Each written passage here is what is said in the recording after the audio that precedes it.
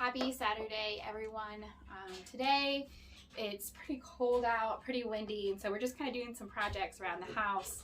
My husband's downstairs setting up my freeze dryer, and I spent most of yesterday making bread.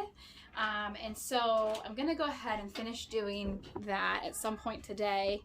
You can see right here, I've got my bread set up here. I've got my mill and my Bosch mixer. And then I have some leavens for sourdough that I started. I need to work on. I'm gonna go ahead and finish processing my bread first. I have it out and I don't want any cats or kids to come and get it. So I have my meat slicer. I like to buy ham and cheese, kind of in bulk, I guess you could say. It's not really like cost effective. I don't necessarily think it's cheaper, but I like the quality of it. It tastes better. So we have a meat slicer. I bought this for my husband several Christmases ago, so it's probably at least maybe 5 years old. And so I'll pull it up from the basement every now and then.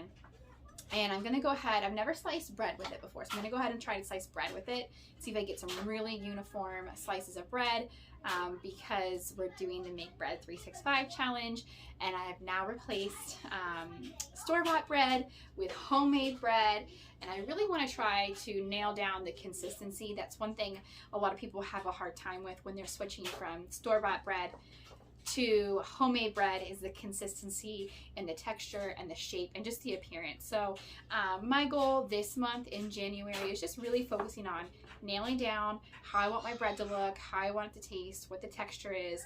So going forward throughout the year, it's going to be almost like an autopilot kind of thing. Yesterday, I made 4 loaves of bread with hard red wheat that I milled. I might make a couple more, and I'm gonna go ahead and slice them, put them in some bags, and freeze them so I have them for the rest of the month.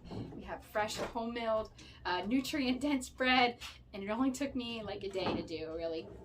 And bread making is one of those things that's kind of nice because you can kind of do it in portions where, you know, you proof your yeast, and then you mix the dough, and then you knead the dough, and then the dough rests. So it's something that you could start in the morning, and by the end of the day, you could have several loaves of bread made. So I'm gonna go ahead and start to slice up my meat and my cheese because I have some very hungry kids who want lunch, and I'll show you guys how to do it. Okay, so this is just a pre-cooked Virginia ham. You could do your own ham or anything like that. Sometimes I'll find these on sale, and so I like to try and buy them. Yeah, so there's the thickness here. It's a 2.5. Then I just have a bucket.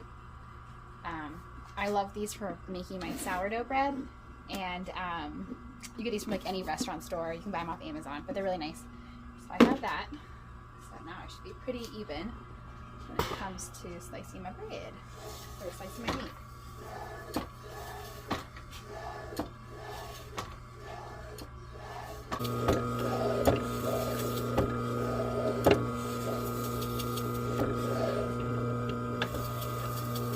I like doing this too because I can portion out the meat in packages that fits our family. Same with the cheese slices and the bread.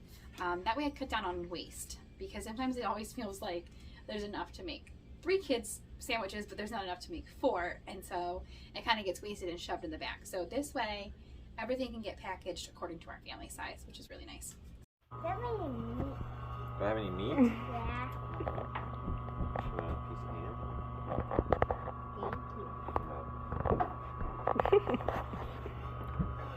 Do you have any meat? Carnivores.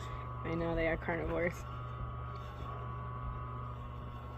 So last thing we're gonna make is the bread that I made yesterday in a Pullman pan. We're gonna slice that up, and then we're gonna package it and freeze it as well. So we basically have like a DIY deli for the day.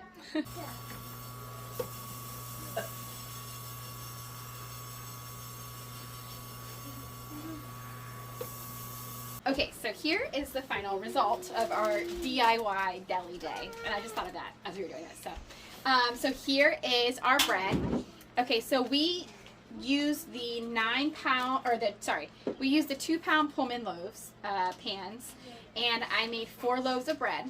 Each each bread made about 30 slices on a 10.5 setting. I'll have to put whatever measurement that is on our Beswood. And so we got out of it to about 4 loaves of bread, basically 9 meals for our family, in addition to 1 bag of just the shreds and the heels. But this would actually make a small breakfast casserole for me and the kids. So this is worth saving as well. So save these because I have a great breakfast sausage casserole recipe that you can use this for. So here it is. I'll show you guys some of our stuff. I still have to finish with packaging up the cheese. And so what I'll probably do is package up a little bit more, and then I'll package up a little bit more, but then I'll put it in the fridge and I'll start it up tomorrow because I have some sourdough loaves I need to get started. So here we go. Here is our ham, and then here is some of our cheese that I sliced up, and then here is bread. Look at that.